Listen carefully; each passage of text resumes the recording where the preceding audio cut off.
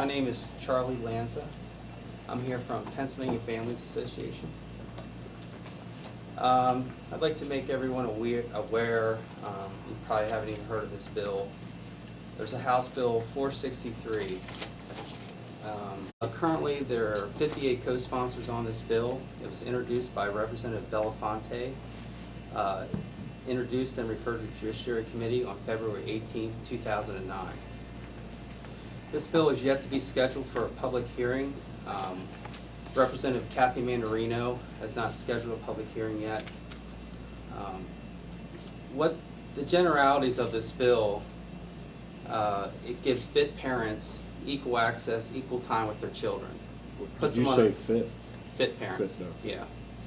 And most parents in a divorce or separation are fit parents. I mean, in society, there's a few number of people that are actually mentally ill compared to the masses.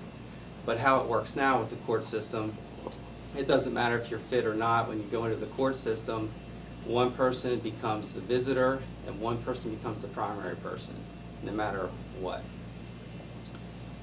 We believe, and research shows, that it's critical for a child to have both a mother and father to be successful and develop in life. The present situation gives one person, that, like I was telling you, primary, and the other person is just made to be a visitor. You could be married for 10, 15 years, have children that you see all the time, and all of a sudden you're every other weekend parent. I have the York one with me. I have the Dauphin and the Lancaster. And what we're asking is that you write a letter of endorsement. You could look at some of the things that they have written and then submit this to our state reps so that we can get a public hearing and more awareness on what's happening with this great problem. That's the short, sweet answer. I have some questions. Go ahead. I'd like to know if there have been any changes to the bill since it was first introduced in February. No, there's no changes at this point at all. Okay. I did have a copy of the bill a couple months ago and read through it. And the first thing that I noticed was that Representative Gingrich's name was included as a sponsor and Representative Swanger was not. So I contacted both of those ladies because I respect their opinions and I know that they both care about children very much. I also contacted Jim Holtry, who's in charge of our children and youth. Representative Swanger used to be a county commissioner, sat here at this board. I served with her for several years. And I know that her committee was children and youth, and I was especially intrigued why she would not sign on to this bill. And the bottom line is that this bill asks the child to decide which parent they would like to live with. And I would like to correct it, it does not. That is the case now anyhow. As a child becomes a certain age, a child can decide. So that's really...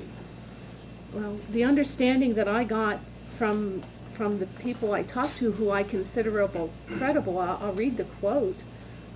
Page 3, number 1. Okay. Says, the comment is, can you imagine the pressure that could be put onto a 3 or 4-year-old making a preference? Children under the age of 14, in my opinion, are not mature enough to make that decision and are easily influenced. Well, that's the case right now. I think the court can decide which parent. The court decides either way. This bill is identical. The language that is currently in place about the child deciding is the same language that's in the present Domestic Relations Act, Title 23. Well, obviously you do this every day, and I'm not versed to argue your bill with you, except that I can tell you that Representative Gingrich has said she's reconsidering and probably going to be withdrawing her support of the bill. Well, probably what's happening is she's being pressured by the Bar Association, because what happened when this bill was introduced, the Pennsylvania Coalition Against Domestic Violence stepped in and said they opposed the bill. They're backed by the Bar Association. The lawyers are afraid they're going to lose money. What this is about is Title IV funding. Have you ever heard of that? You can tell me about it. Title IV funding is a kickback from the federal government. The whole idea is to actually take two parents and separate the kid and give the child to one parent or the other so that they can collect the maximum amount of child support. For every dollar that they collect, the state of Pennsylvania gets $3.75 back from the federal government. The incentive is to take the child away. I know a person in Mechanicsburg that's 62 years old that adopted kids from the foster care system. One of the children got out of hand to the point where she had to go to the state to get help. The state said, okay, we'll go in, we'll help you. We're going to put her in a home. Now you're going to pay child support at 62 years old. The woman is almost bankrupt, about to lose her house with her 2 other children and her husband. That is the corruption. To have this House bill, Pennsylvania Coalition of Domestic Violence says it'll cause more domestic violence, which is absolutely absurd. So you really have to look at it. And as far as Swanger, I've talked to her extensively. She's been on board and then she's not been on board. She's been back and forth. She doesn't really know the whole issue, and that's why a public hearing is supposed to be, that's supposed to be the avenue of what's supposed to happen.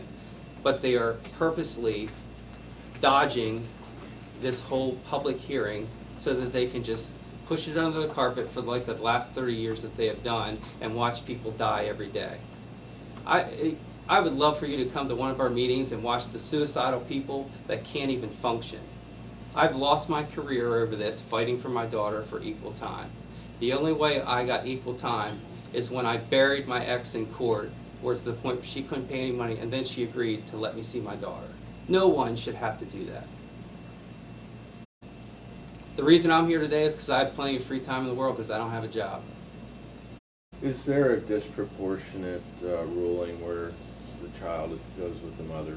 Absolutely. The father? Pretty much the woman's going to get custody. Everyone knows that. Unless she is so unfit where she just abandons the child or she's addicted to drugs. If you go in there and you're a fit parent, you're not going to get primary custody if you're the male. That's just the reality of it.